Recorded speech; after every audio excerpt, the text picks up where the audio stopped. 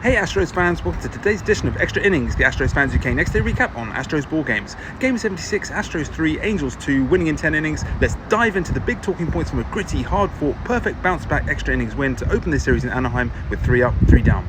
3 up. Leading off, Jeremy Pena. JP3 had another multi-hit game plus a walk with 2 of his 3 hits here, bookending our most important offensive moments of the night. Pena blasted a leadoff homer in the first off our old friend Yusei Kikuchi to give us an immediate lead before ripping a crucial leadoff hit to left in the top of the 10th to advance Manfred Ghost runner to third, who would eventually be our winning run.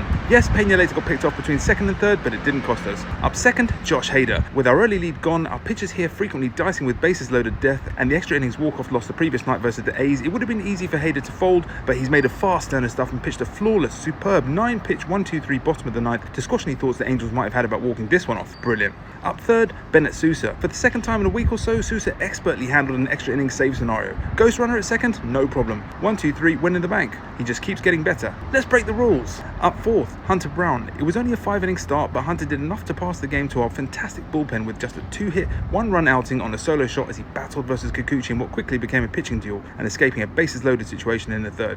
Up fifth, Jake Myers. With the bat, he picked up 2 more hits to take his average up to 307, but the real crown jewel from his night was the amazing catch he made in centre field on a run in the 8th inning to quite possibly prevent a crucial run from scoring. He's so good out there. Up 6th, Isaac Paredes. Hermosillo, the pullside homer king, served up another special in the first after Pena to make it back-to-back bombs to start the game, and of course added his customary excellence with the glove at third. Up 7th, Brian King 6th. The King of Kings engineered a phenomenal bases-loaded 1-out escape in the 6th with a pair of strikeouts to rescue Sean Dubin. Okay, King would go on to give up a game-tying solo homer in the next inning, but the earlier escape potentially held grave danger. Up 8th, Brian Abreu's escape. El Missile Relampago put himself in a terrible jam once again, barely escaping a disaster with a hit by pitch that was nearly a wild pitch that would have allowed a run to score and put us behind. As it was, Abreu faced a bases-loaded predicament and got out of it via a huge strikeout to evade danger and keep the score tied. 3 down, first out, risk misses. This time we went 1 for 8 with runners in scoring position, but thankfully the Angels went 0 for 8. Second out, Zach Neto. He got hit by a Hunter Brown pitch inside and took offense to it, but when you're leaning over the plate like that, what do you expect? Very silly.